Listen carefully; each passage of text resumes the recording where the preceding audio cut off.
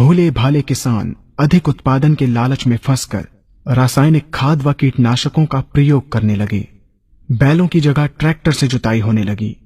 शुरुआत में कम रासायनिक खादों के प्रयोग से अधिक उत्पादन हुआ। धीरे धीरे रासायनिक खादों के प्रयोग के कारण भूमि की उर्वरा शक्ति क्षीण होने लगी, जिसकी वजह से उत्पादन घटने लगा तथा फसलें कमजोर होने लगी। फसलों के कमजोर होने के कारण उनमें रोग व कीट लगने लगे। रोग व कीटों से फसल की सुरक्षा के लिए और अधिक कीटनाशकों का प्रयोग होने लगा।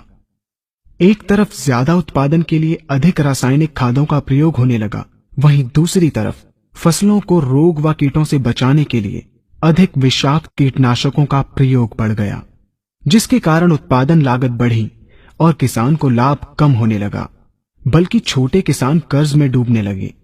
धीरे धीरे भूमि की उर्वरा शक्ति क्षीण होने से भूमि बंजर होने लगी।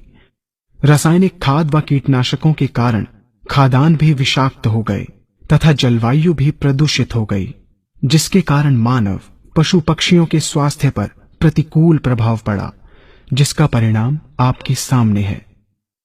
मानव स्वास्थ्य पर रासायनिक खादों के पड़ने वाले प्रभाव को आप ऐसे समझें।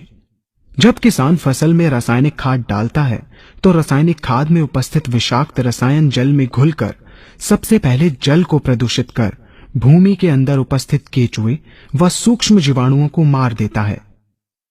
ये बात सभी किसान अच्छी तरह से जानते हैं कि केचुए व अन्य सूक्ष्म जीवाणु भूमि की उर्वरा शक्ति को बढ़ाने के लिए अति आवश्यक होते हैं। विषाक्त रसायन के कारण इनकी मृत्यु हो जाने से भूमि की उर्वरा शक्ति नष्ट हो जाती है तथा भूमि कठोर होकर बंजर होने लगती है। रासायनिक खादों के विषाक्त रसायन पानी के माध्यम से अन्य खनिजों के साथ फसल के अंदर पहुंचकर फसलों को विषाक्त बना देते हैं। बाद में जब खाद्यान्न के रूप में मनुष्य या अन्य पशु इन्हें खाते हैं तो ये विषाक्त रसायन मानव स्वास्थ्य पर बहुत ही बुरा प्रभाव डालते हैं तथा मनुष्य के अंदर तरह तरह के रोग उत्पन्न करते हैं। जब हम जैविक खाद का प्रयोग भूमि पर करते हैं तो जैविक खाद पानी में मिलकर पानी को प्रदूषित नहीं करती।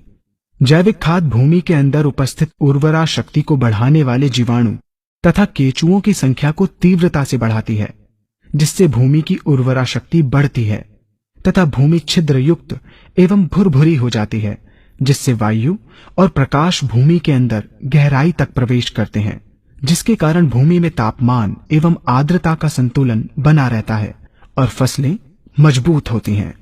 जैविक खाद में विद्यमान तत्व खाद्यान्न के माध्यम से मानव व पशु पक्षियों के शरीर में पहुंचकर स्वास्थ्य लाभ पहुंचाते हैं।